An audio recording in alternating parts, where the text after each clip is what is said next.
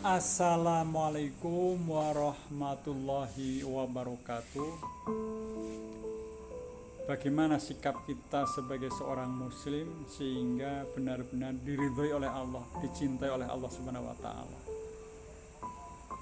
Baik sikap hati kita, perilaku kita harus seperti apa sebenarnya yang harus kita laksanakan. Yang pertama,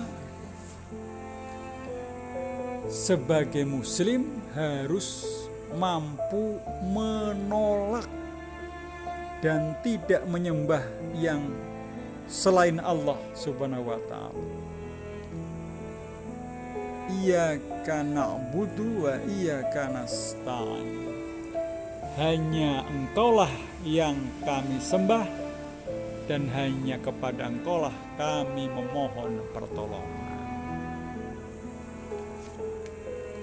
Yang kedua, mampu memohon pertolongan atau berdoa hanya kepada Allah Subhanahu wa taala. Kita minta pertolongan pada Allah dan berdoa juga kepada Allah Subhanahu wa taala. Yang ketiga, menjadikan hukum Allah sebagai pedoman hidup sehingga setiap langkah kita, perilaku kita, aktivitas kita tidak boleh melanggar hukum dari Allah Subhanahu wa taala. Di samping pemerintah juga kita taati. Yang keempat, tidak ada yang ditakuti kecuali Allah Subhanahu wa taala.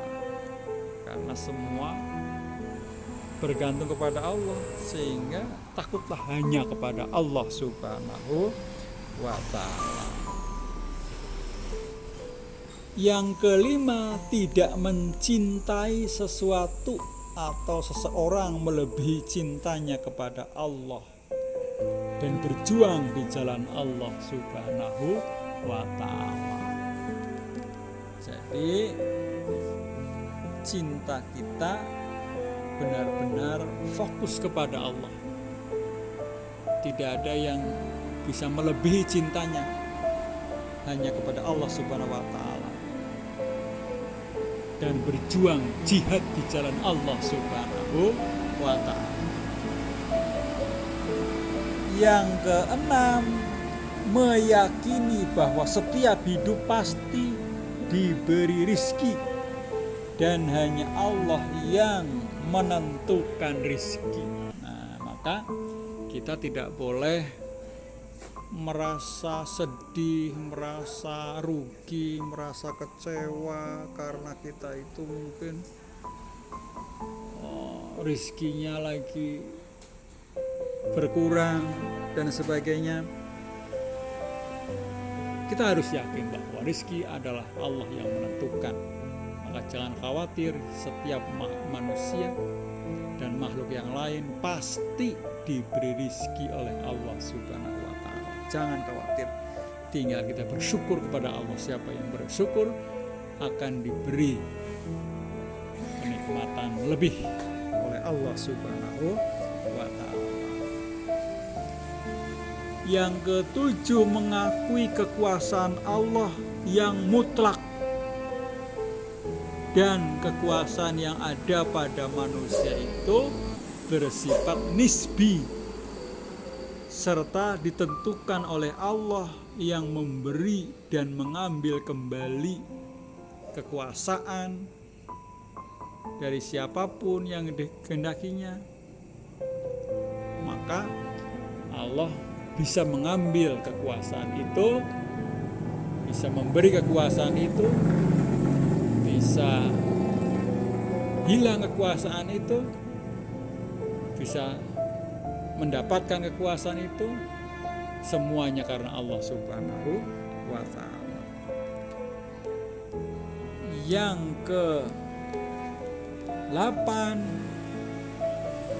meyakini bahwa yang menentukan hidup dan mati itu hanyalah Allah, dan bahwa hidup itu Allah yang menentukan. mati juga Allah yang menentukan.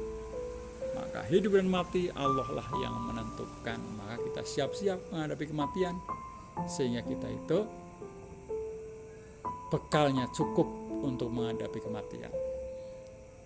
Sedangkan yang ke-9, meyakini bahwa sholat ibadah yang khusus, pengabdian, ibadah yang luas, hidup mati hanya untuk Allah semata.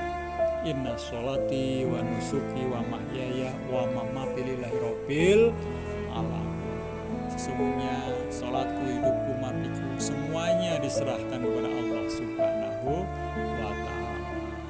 Maka kalau itu dilaksanakan dengan sebenar-benarnya, kita akan bahagia, sejahtera,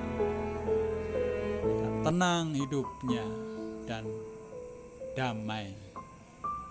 Itu aja yang bisa saya sampaikan. Mudah-mudahan bermanfaat. Kebenaran datang dari Allah Subhanahu wa ta'ala, kesalahan datangnya dari saya sendiri. Assalamualaikum warahmatullahi wabarakatuh.